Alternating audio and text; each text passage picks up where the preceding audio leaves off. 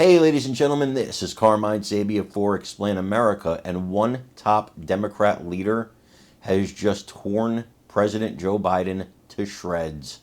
Before we get started, please make sure you like, comment, share, and subscribe.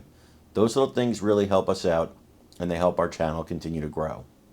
Now, I'm going to start this by telling you right off the bat, I think that what President Biden did in striking the Houthis in Yemen was 100% within his rights as president.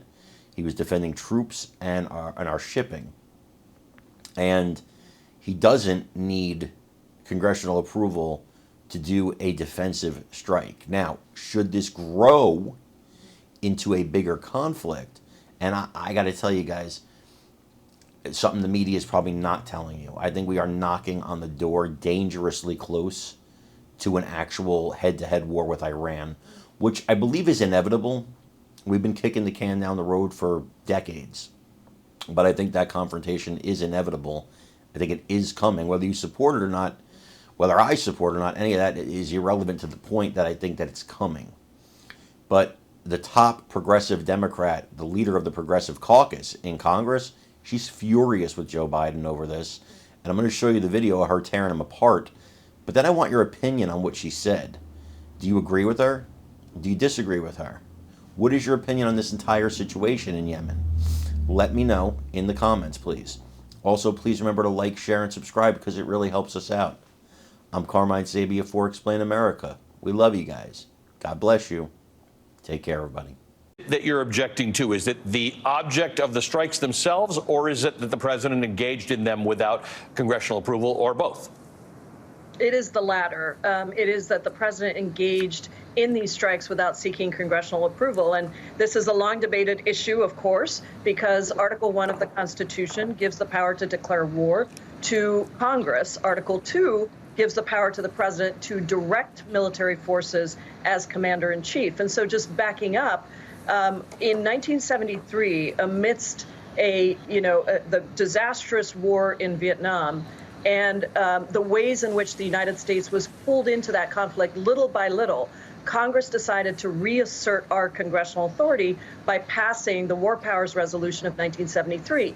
And in the War Powers Resolution, it specifically articulated the instances where the president can initiate use of force and military actions that commit United States forces. And there were three instances. One was a declaration of war. Two is statutory authority is given. And three is instances where the United States faces an emergency attack on the United States or on its possessions or territories. Now, the intent here was to say that the president must be in consultation whenever possible with Congress. And in fact, Section 3 of the War Powers Resolution says that. It specifically says, in every circumstance where possible, the president must consult with Congress so that we have both Congress and the president weighing what the course forward should be.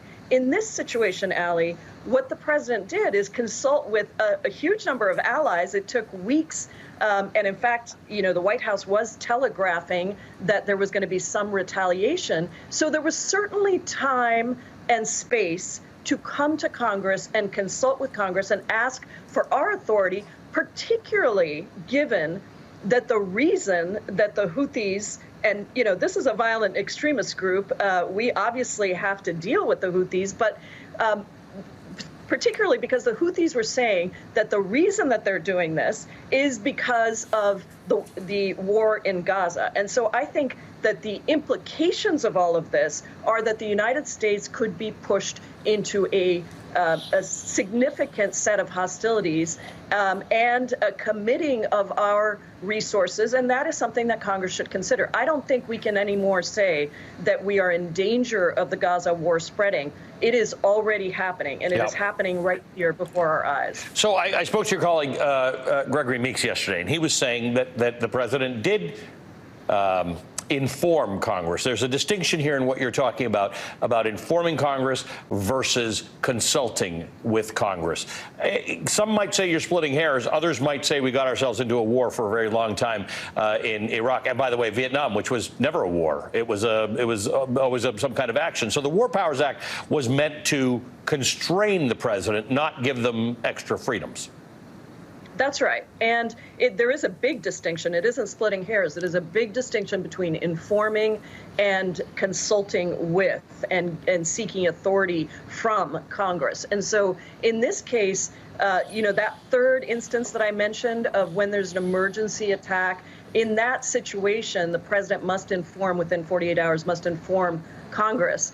And so I think that this situation is one where clearly there was the time and space and the intent of Congress in the War Powers Resolution was to say that in every circumstance, Democratic president, Republican president, whatever the circumstance is, we need to ensure that Congress is consulted. And again, I would just say that particularly given the circumstances here, given that this is in the Middle East, given that Israel's war on Gaza is continuing and it has significant consequences for us to be drawn in, as the Houthis want us to be drawn in, I would argue.